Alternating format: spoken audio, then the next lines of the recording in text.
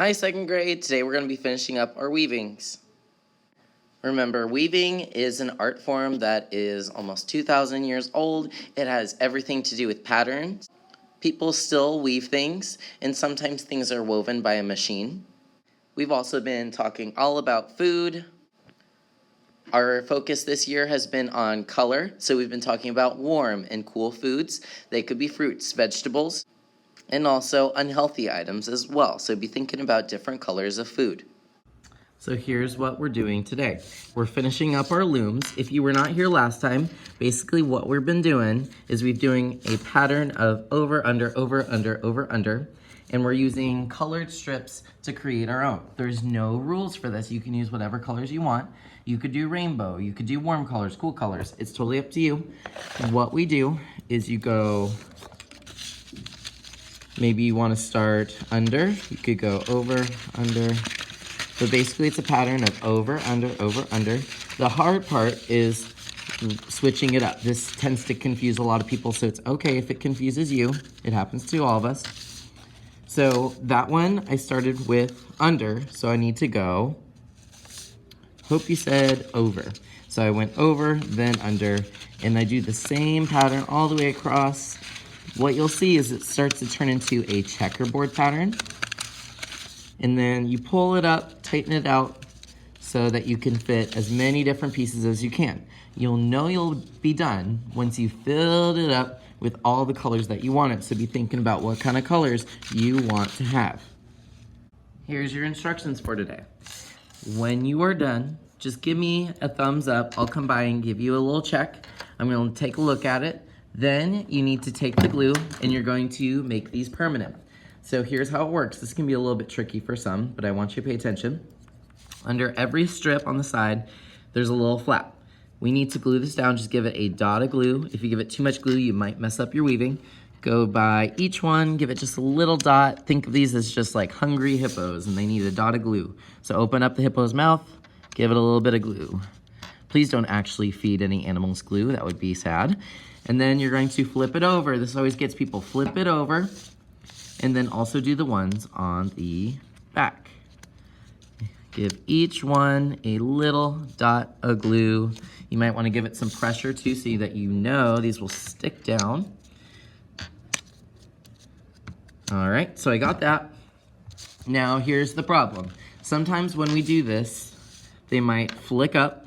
Double check and make sure that they're all sticking down. Like I said, give them some pressure.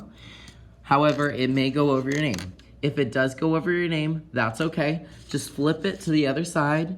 Find a spot where it won't get covered up. Take a white crayon and you're gonna write your name in class code just one more time if you can't see it. If you can't see your name in class code, don't worry about it. I'm gonna write Mr. Boatfield on one bottom left-hand corner. Doesn't matter which one as long as I can see it. And then also my class code right next door. Once you've done that, then you can take your weaving to the drying rack. Do we put it on the top or the bottom? I hope you said the bottom. And then you are done with the weaving for today. You have one more thing to do. You're going to find this color wheel on the middle table. What we're gonna be doing, and you'll just have to imagine this, is that next time we'll cut this out, so don't cut it out today. We're gonna cut this out and glue it on top of our weaving, and we're gonna make it look 3D. It's gonna look like a plate. And this plate is gonna have 6 different foods, and it's gonna follow the color wheel. We go red, orange, yellow, green, blue, purple. And I'll show you what that means.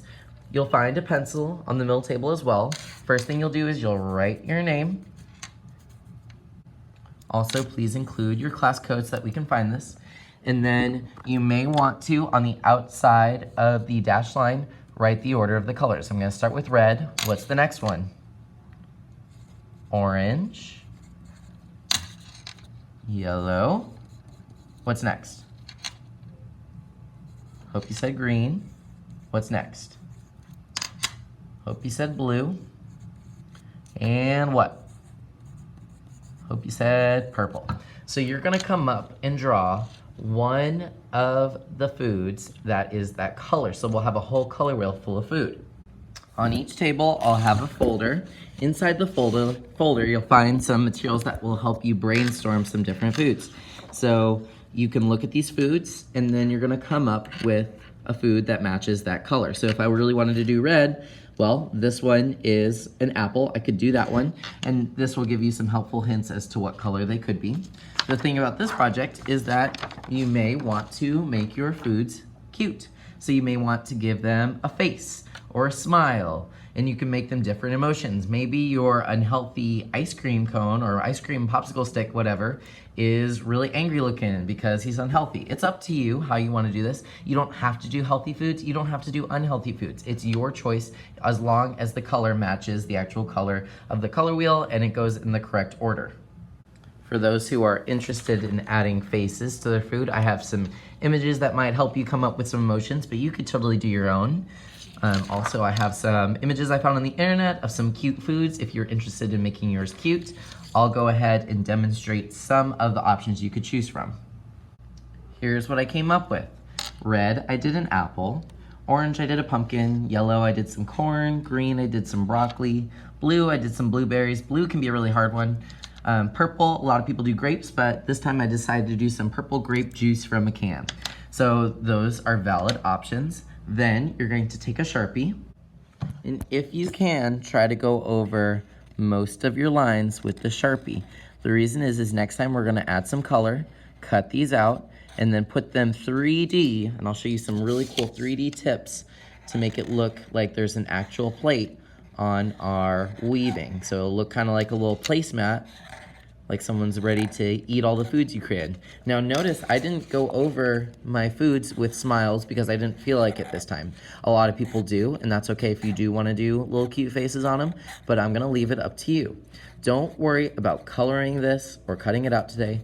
All I want you to do is really draw those and then go over with Sharpie if you need it. Sometimes the lines are gonna be too small for the Sharpie. If you think that you can't go over it with the Sharpie, it's just gonna make it worse, then don't worry about it. So for instance, with this grape juice, I can't go over the letters because I know that it's just gonna make it look a little crazy. I'm not that good with the Sharpie, I can't get it that small. Once you've completed everything, you're gonna double check and make sure that your name is visible, that I can find it so I don't lose this in another class. Make sure your Sharpie has its lid. Please return both your pencil and your Sharpie to the middle table. Then please make sure that your table is clean by putting everything back into your table's folder that you're sharing. Unless people are using it, then of course you'll need to let them use it. But as soon as your area is clean, you can choose a new activity. Just let me know so I can come by and pick this up and put it in my counter. Please do not move on to another activity without either double checking that your name is on it, going over it with Sharpie, and making sure that this is your best work. Remember, you can add smiles. You don't need to color this or cut it out today. We'll do that next time. All right, guys, I will see y'all next time. Bye-bye.